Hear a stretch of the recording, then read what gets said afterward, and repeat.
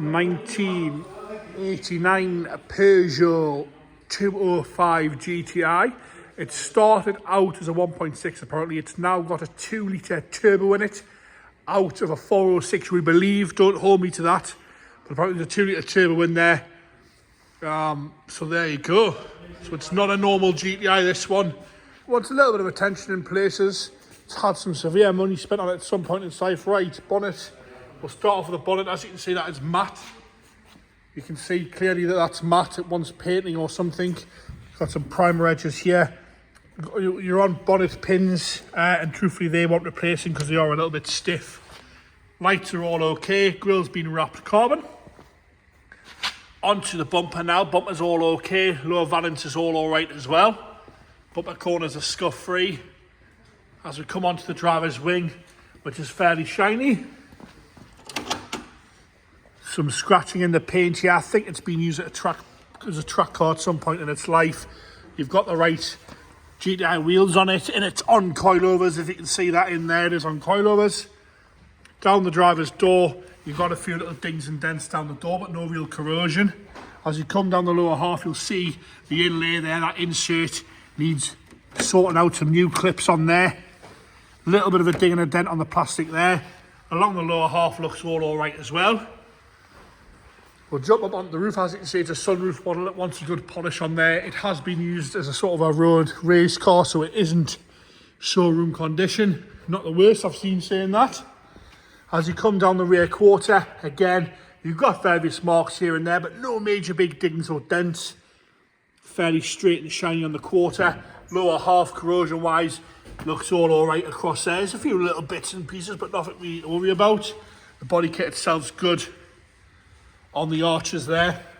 Granted, it has faded a little bit, but it's not hanging off.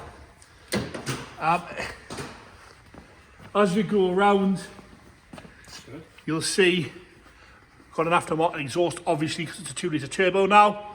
Rear bumper is all alright. You'll see you've got the lights are good on both sides. We've got a limited edition badge here. It did make me laugh a little bit there.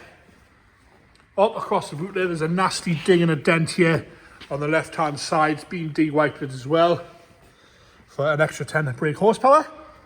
A few little bits of rust on the boot, but not too bad at all. As we come down the left hand side, sits nice and level, makes a good noise. All alright down here, a little bit flat in places and a few little stone chips. Again, corrosion wise, got a bit of rust starting on the left hand side on the lower sill. The body kit's all there, inserts are all okay on this side. And again, the door has got a few war wounds on it, and the stone chips are just starting to blister through a little bit on the left hand door. A few little dings and dents on the quarter as well, but like I say, it's obviously been tracked at some point in its life. Again, not too bad. Down a little bit matte down there on the wing on the left hand side. The paint is fairly flat on the passenger front wing. Wants a wheel refurb as well. We're going to go on the interior now, which has been stripped and caged, so there's not a lot to see really. You've got these sort of carbon style door cards on there with the metal pulls. We've got some Cobra bucket seats there. We've got some dirt and wear to them, but no rips or tears. You've got the safety devices roll cage, which doesn't actually go through the dash there. We've got an isolator switch, aftermarket dials in there, so we don't really know the mileage on this one. You've got a rev counter change light, rest of the centre console dash there is fairly complete and standard, and down here you've got an electronic boost controller and some 12 volt switches in there for you, cigarette lighter sort of thing, and a couple of gauges here. We've got a boost gauge, and that's an oil temp gauge.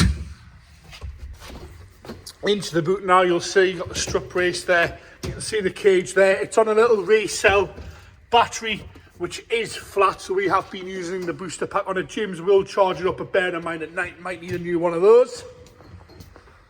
Left hand side again, door cards the same as the driver's. And again, you've got that Cobra bucket seat there. And I believe they're fixed. Oh no, they're on runners.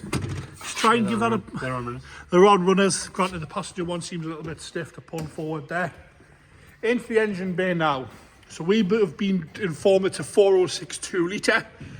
Don't take my word for that. That's all I've been informed by the vendor, so I've got to sort of go off what they say. You can see it's had some work spent on there, some money on there. Got a Bosch ECU there. Oil breathers and catch cans and bits and pieces.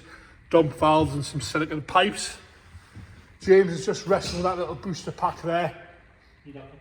And I'm going to fire it up here. Firing into life there.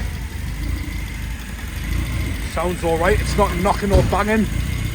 It does make some little bit of a rev, because it's not cold, but give it a little bit of a rev. It's making all the right noises there. It hasn't got a bonnet stay, so it wants some attention there. And there you have it. The 205 2 litre turbo track car, race car, sort of license loser, all round weapon. Depends how brave you are and how many points you've got your license, but a little bit of a road race car there as well.